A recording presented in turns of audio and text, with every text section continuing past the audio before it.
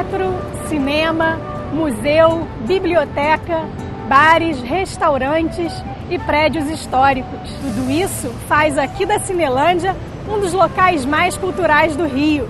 Para conhecer um pouco mais da história da região, nós vamos acompanhar hoje a visita guiada do grupo Rio Frio Walking Tour. E para falar a respeito desse projeto, eu vou conversar agora com a idealizadora Fabiana Lopes. Tudo bem, Fabiana? Olá, tudo bom? Como que surgiu a ideia desse projeto de visitas gratuitas aqui no centro do Rio?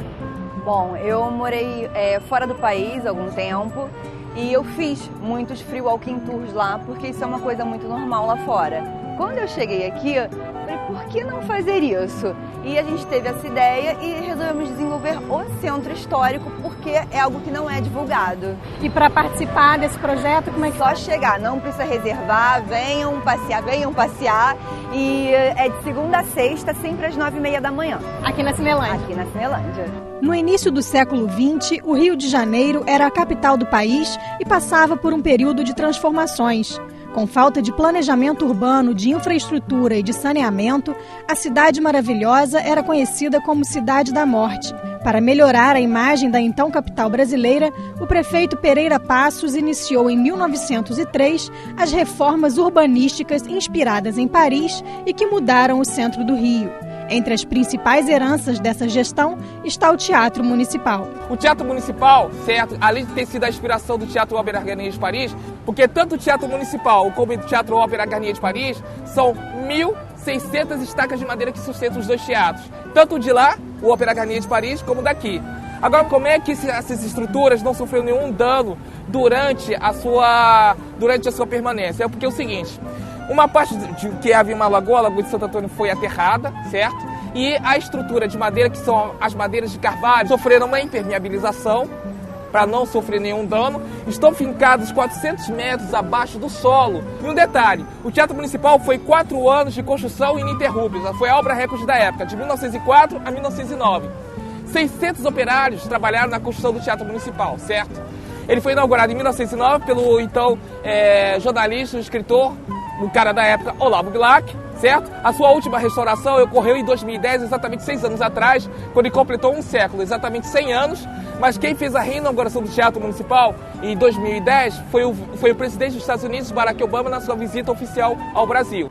Outra grande obra de modernização urbana de Pereira Passos é o Museu Nacional de Belas Artes. Inspirado no Museu do Louvre, em Paris, o edifício de arquitetura eclética foi construído em 1908 para sediar a Escola Nacional de Belas Artes.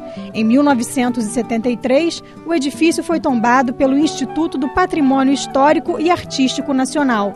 A instituição possui a maior e mais importante coleção de arte brasileira do século XIX, concentrando um acervo de 70 mil itens. Eu acho importante a gente saber a história, né?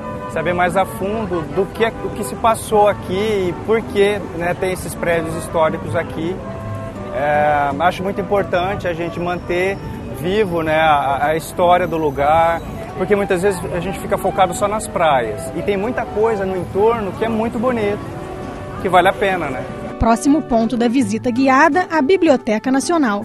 Com mais de 200 anos de história, é a mais antiga instituição cultural brasileira. Conta com um acervo de aproximadamente 9 milhões de itens, sendo considerada uma das principais bibliotecas nacionais do mundo. Uma década depois, foi inaugurado em 1923, na Cinelândia, o Palácio Pedro Ernesto, sede da Câmara Municipal de Vereadores. Nas escadarias do palácio aconteceram vários protestos e manifestações políticas e históricas. A fachada, voltada para a Praça Marechal Floriano, faz referência à arquitetura francesa da época de Luís XIV a Luís XVI. Cinelândia, ela tem um nome oficial, sabe qual é? Praça Floriano. Por que Praça Floriano? Nada mais, nada menos que Marechal Floriano, que foi o segundo presidente da era do Brasil República, e também aquela mulher que está sobrevoando ele, representa a deusa Democracia. Marechal Floriano, deusa Democracia, embaixo, a paz entre os povos. Em volta do monumento, vocês estão vendo um escravo, uma mulata, um colonizador português, um índio. Nós fomos formados toda essa mistura também.